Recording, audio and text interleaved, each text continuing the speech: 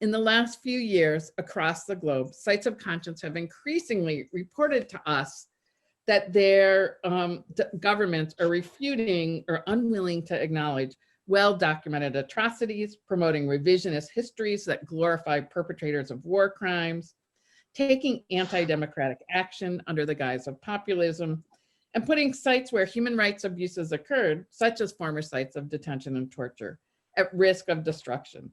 Over the next 3 days, we're coming together to begin to explore these topics with a special emphasis on documenting at-risk or destroyed sites where human rights abuses took place.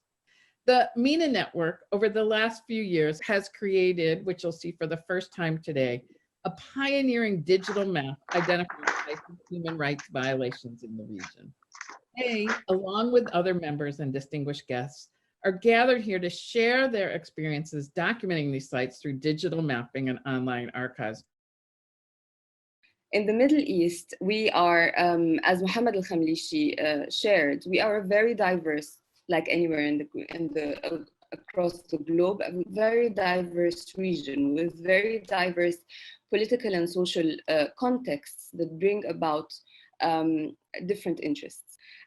Detention sites, however, were a very common goal across the region. And hence, we thought focusing on detention sites, focusing on memory and memorization in terms of what kinds of stories and narratives took about in such places was very important. This will be linked in a later stage to also our common experience that is not only a global, it's not only a Middle East issue, it's rather a global South issue, which is the common heritage of colonialism, and how detention sites are related to that. The mission of this website is to have an accessible online archive, which provides the testimonies, provides the pictures, the media reports, all the rhizomatic information and data that exists about in our region, and can bring them together into one website as a form of an archive and as a form of a common history and common experience. As you see, the map covers various locations across the region, from Iraq, Lebanon, Yemen, Sudan, Egypt, Tunisia, Algeria, Morocco. And we are hoping that there will be more and more to come. And if you go there, for example, you will also find the same situation. You will find a description of what is Muhammad Mahmoud, why does it hold importance in the revolution in Egypt. But you will also find that it's not a detention site. It's a street where clashes took about for consecutive years. And it's a street that holds a very important significance in the memory and consciousness of Egyptian people because it was located next to the Ministry of Interior. This is a connection to detention sites. But not only that, the clashes that took about in Muhammad Mahmoud Street led to various detentions all over the country, led to various violations all over the country. So if you go through some of the reports here, for example, this report, which is one of the reference documents, you're going to find this report as it contains oral narratives of what happened about in that street.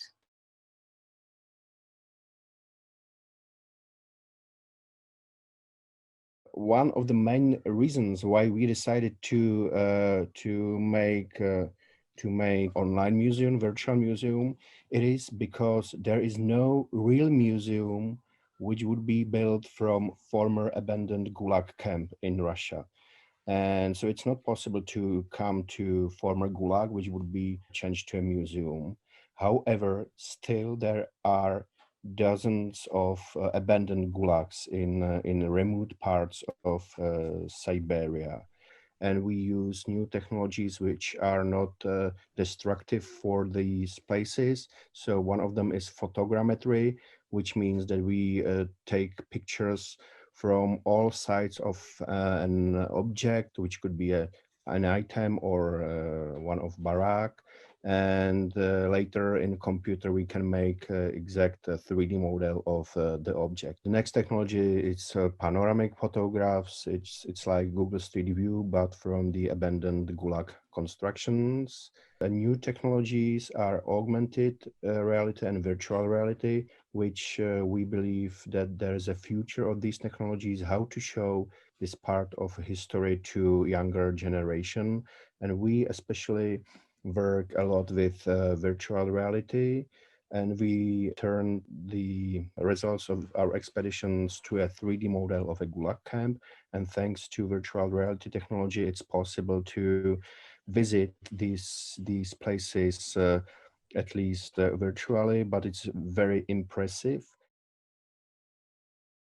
This database is dealing with topics starting from the disappeared to mass graves, to political assassinations, to car bombs, to the daily life during the Civil War, to cultural production during the Civil War. And what we see just here is a map of where mass graves were found. And all information on this website is available in PDF format and from open sources. One of the main problems in Lebanon is always that people are saying we don't have information, we don't know what happened during the Civil War. But in fact, information is available. Information was in the newspapers of the time. Information was present in diverse leaflets, publications, reports, etc. But what was missing for a very long time was a kind of pool where you can find this information. And this is what we are trying to do with the website Memory at Work. El descubrimiento casual incluso del archivo histórico de la Policía Nacional en el año 2005, los procesos archivísticos llevados a cabo y la apertura del acceso a la información que contienen esos documentos contribuyeron de manera sustancial a debilitar ese sistema de impunidad. Después de tantos años de impunidad, se logró que un tribunal reconociera la naturaleza imprescriptible de delitos como la desaparición forzada, la tortura, la violación y la esclavitud sexual y las ejecuciones extrajudiciales. En 10 años, entre 2009 y 2018, se logró hacer avanzar más del doble de número de juicios que había sido posible impulsar en los 50 años anteriores. El 10 de mayo de ese 2013, el anciano exdictador Ríos Montt fue encontrado culpable del delito de genocidio y condenado a 30 años de cárcel. Para nosotros es fundamental compartir la experiencia respecto del papel decisivo que ha jugado la reprografía digital en este archivo. Ello ha permitido preservar de mejor manera los documentos originales, facilitar el acceso de decenas de miles de usuarios a esa información y, sobre todo, hacer posible la consulta online de cerca de 23 millones de imágenes digitales de documentos. Es importante señalar que el hecho de tener una copia de los documentos en la nube sirve también, o sea, tiene un efecto disuasivo sobre quienes quisieran volver a hacer desaparecer el archivo. Pero con todos estos elementos respecto a la digitalización de los documentos y a darles acceso online, acceso público a toda esta información, es un ejemplo de lo valiosa que puede ser la tecnología cuando se pone al servicio de los derechos humanos.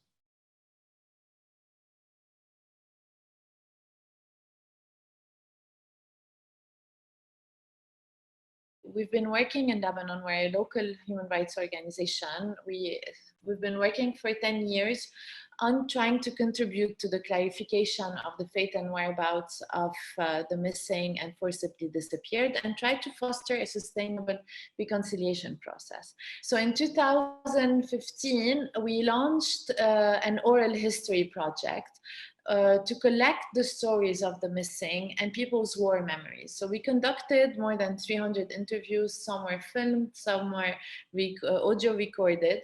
We developed methodology and protocols for collecting this information and for archiving processes with strong particular consideration for ethical issues. So the first one I'd like to present is Fushat Amal. It means space for hope in Arabic.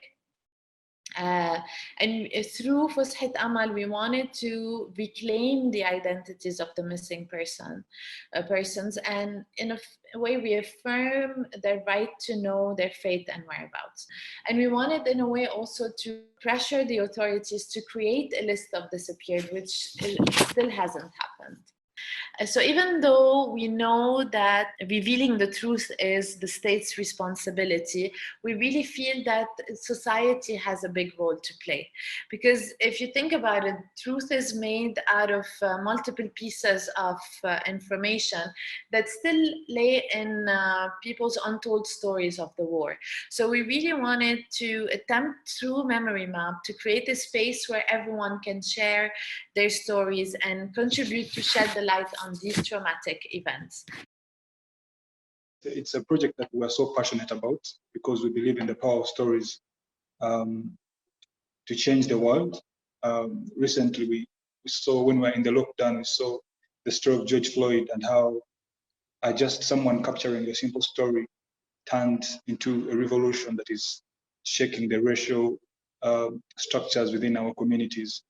So we firmly believe in the power of stories.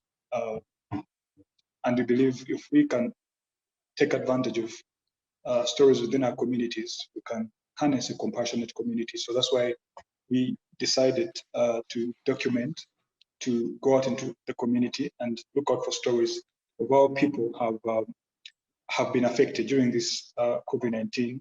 It's a historic moment, and not just in our country, Rwanda, but globally, it has affected everyone. As a result of our work in putting these records online, the city, there was a class action lawsuit by the New York Civil Liberties Union that the city settled, thereby allowing families to be able to visit actual graves on Hart Island. And then last year, as a result of our AIDS initiative, the speaker of the city council visited this isolated part of the southern tip of Hart Island for World AIDS Day in 2018. And the next year in 2019, the city council passed laws ending penal control of Hart Island. These are people who suffer very, very privately, and our initiative has given them an opportunity to tell their story and to find other people who had similar experiences, which is very, very helpful to families.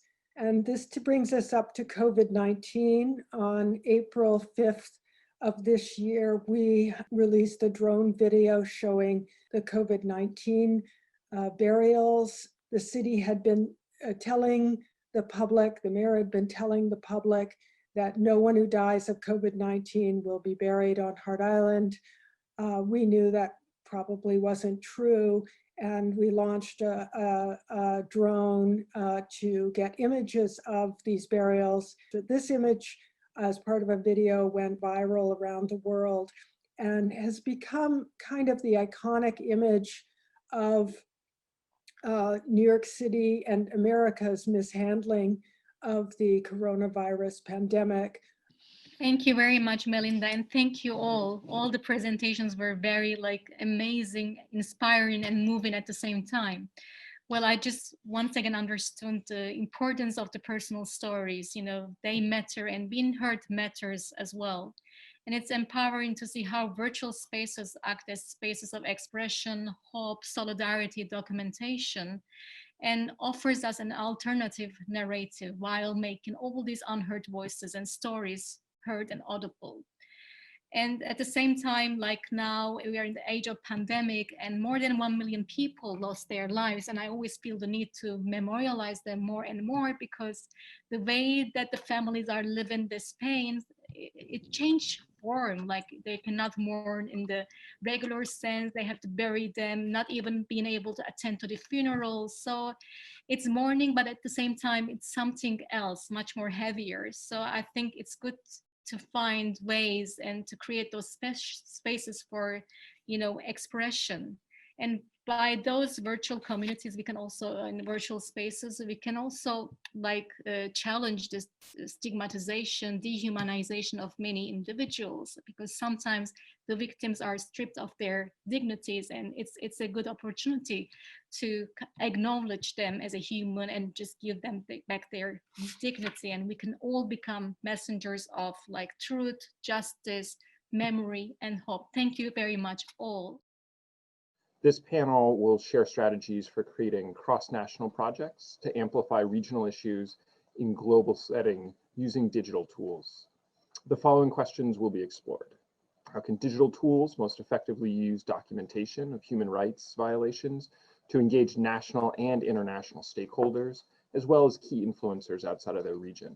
And how can digital maps and similar tools help to address the shrinking space for advocacy in support of civil and political rights in many regions? In a nutshell, the thing that we do as a media platform is mainly that we shed light on examples of the stories that we want to highlight, the dilemma that other people are living, the crisis of people being deprived of their homes and deprived of their very primitive rights, and they are thrown in different countries, speaking different languages, being subject to racism and other violations for human rights. And then you need to shape them in a mold that is not only appealing to be media, but also it's good to be used as a documentation to keep the memories of the Syrian people alive and other people who are really supporting the Syrian cause alive as well. And to create coalitions with other organizations and other entities that work on the same causes so we can keep the words up. We are working on the local level and connecting Syria to an international level. We go seek partnerships, or let's say coordination, or creating coalitions with organizations worldwide. So we try to connect with people in Europe, in Americas, and in Asia, and with people who share same, let's say, goals and objectives. And we try to enrich our experiences together and keep ourselves speaking up and having the space to support each other, let's say, in the future. We tried to bring the stories from Rwanda to you, to whoever wants to follow it, through the archive that now you can see on the shared screen. The Genocide Archive of Rwanda, which is a collection of audiovisual materials, a collection of photographs, a collection of different other documentations that we've been able to put together so that you can learn. Actually, you can see it on the screen here, the categories of what you can learn from us. History can repeat itself very easily if we don't do anything. The findings of their researches, I'm sure, even if this is not something published because it's investigation, have been very helpful to them. And we saw them coming back and others coming in. So which means that our archive and the database we have and the documentation we have is positively contributing to the fair trial of the criminals and the genocide fugitives. So what I want to say is that we not only managed to maintain this aspect of our work online when it comes to education and community engagement, but we even expanded it. And our goal is to reach 5,000 children and young people over the course of 12 months. both nationally and internationally. There are two pillars of our work that are, let's say, very challenging to conduct online, which is documentation and exhibition. And I'm very sorry that I joined this conversation too late, because I would be super interested in hearing how the documentation processes are happening online in other parts of the world. So just to try to learn from other practices.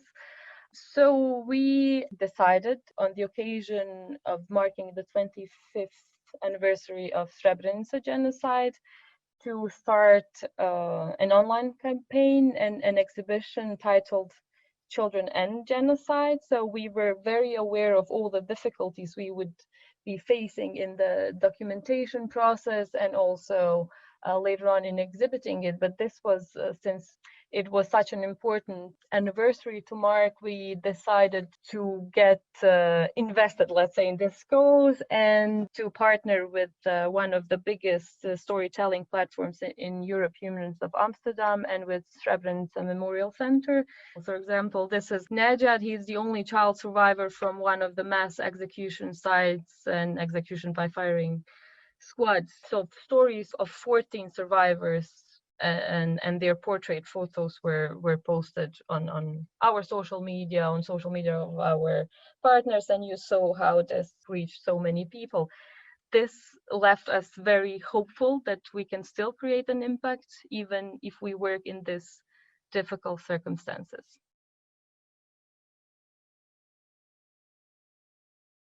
Two of the big mechanisms that are worth investigating in this space, one in which movements go from 0 to 100 miles very quickly, but do not have decision making.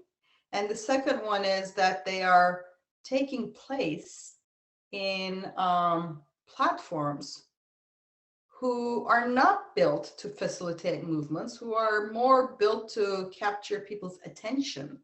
And the mechanisms by which we capture people's attention are not really necessarily healthy mechanisms. They're not necessarily what you want to build your platform on or to build your decision making on, because they're not there.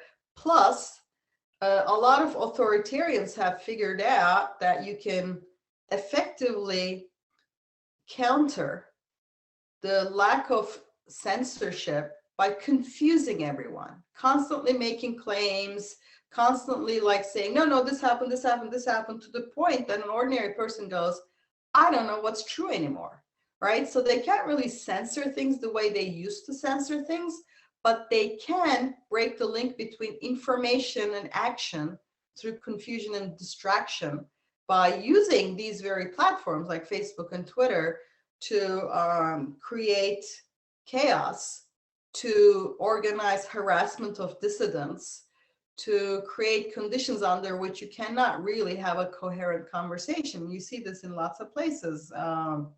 In Philippines is an interesting example where their president basically purchased ad space from Facebook and then used Facebook to organize harassment of dissidents and to sort of make all these claims all the time. And then in the end, the people themselves become quite confused, and the people who would like to speak to the public as dissidents just find they're drowned out or harassed in this environment. They're not censored in the traditional sense necessarily, although of course that continues to happen, but the whole place is muddled. Mi nombre es Ana Paula Brito, soy brasileña, trabajo con sitios de memoria de Brasil, de sudeste de Brasil y de nordeste de Brasil, hace como 5 o 6 años, siempre involucrada en los proyectos que hacen la coalición. Y en América Latina específicamente hemos trabajado mucho con el concepto de memoria que conduce los procesos de verdad y de justicia. Y percibo que por los proyectos que fueron presentados estos 3 días de MENA, también los procesos de memoria son los que conducen las distintas metodologías que se hacen en los sitios. Y está muy bueno percibir y tener muy claro que no hay una manera correcta, no hay una manera mejor, una metodología más completa, sino que distintas formas de percibir y de hacer resignificaciones de memoria, que esta memoria, que estas luchas y la lucha por el derechos humanos de distintas maneras puedan ser reapropiados, resignificados de distintas formas en distintos países por distintas generaciones. No hay un método, sino varios, porque los distintos emprendedores de memoria hacen lo que pueden, por ejemplo, con historia oral, con lugares de memoria, con tecnologías. Entonces esto está muy bueno y me encanta la posibilidad que la coalición presenta con estos encuentros, ¿no? Así que muchas gracias y me quedo a disposición de cualquiera de MENA.